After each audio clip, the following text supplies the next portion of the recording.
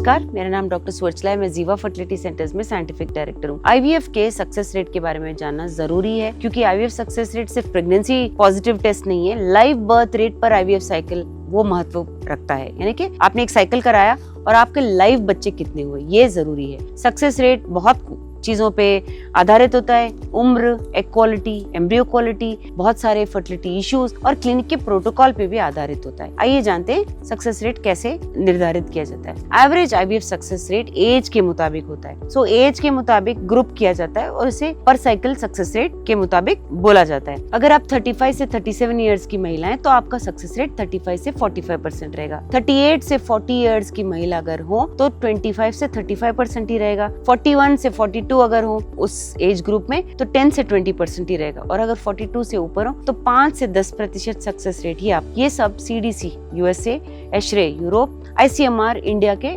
Groups ने success rate निर्धारित किया है। आईवीएफ का सक्सेस रेट इंडिया में 2024 के मुताबिक जानते हैं। ओवरऑल जो आईवीएफ का सक्सेस रेट है इंडिया में 30 से 35% है पर साइकिल। देख लीजिए, कम है लेकिन है। अगर डोनर एग्स के साथ करें तो 50 से 65% तक है, लेकिन ऑफ कोर्स क्लिनिक पे आधारित है, उम्र पे आधारित है। और फ्रोजन एम्ब्रियो ट्रांसफर अगर आप करें जिसका नाम एफईटी होता है 35 से 50% है। ब्लास्टोसिस स्टेज में अगर आप ट्रांसफर करें सो 40 से 60% सक्सेस रेट है। ऑफ कोर्स क्लीवेज रेट से भी बेटर है। तो कुछ ऐसे की फैक्टर्स हैं जो आपके आईवीएफ सक्सेस रेट को इफेक्ट करते हैं। आपकी उम्र, अगर आप महिला हैं और आपकी उम्र 35 से ऊपर है तो आपका एग क्वालिटी कम होने के कारण आपका सक्सेस रेट भी कम होता है। एम्ब्रियो और एग क्वालिटी बहुत इंपॉर्टेंट होते हैं। अगर अच्छे क्वालिटी के हो तो हायर इम्प्लांटेशन और लाइव बर्थ रेट होता है। एंडोमेट्रियल हेल्थ भी बहुत जरूरी है। अगर एक रिसेप्टिव यूट्रस है जिसमें अच्छा सा ब्लड फ्लो हो रहा है तो बहुत अच्छा होता है और सक्सेस रेट बेटर होता है। स्पर्म क्वालिटी भी बहुत जरूरी है। अगर स्पर्म क्वालिटी अच्छा हो तो एम्ब्रियो क्वालिटी अच्छा होने की वजह से एम्ब्रियो का एंडोमेट्रियम में चिपकना आसान हो जाता है। कितने एम्ब्रियोज डाले ये भी बहुत महत्वपूर्ण है। जितने एम्ब्रियोज हम बढ़ाएंगे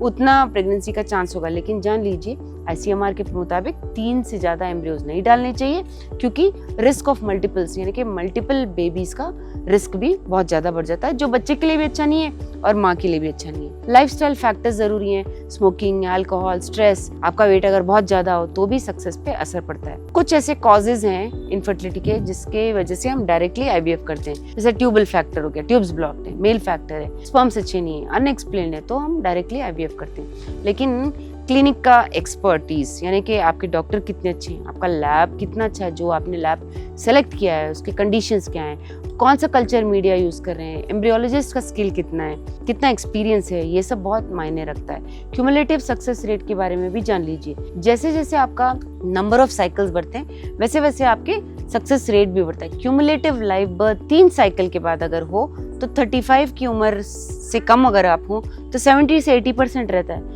35 से अगर 40 उम्र के हो तो 60 से 70% रहता है।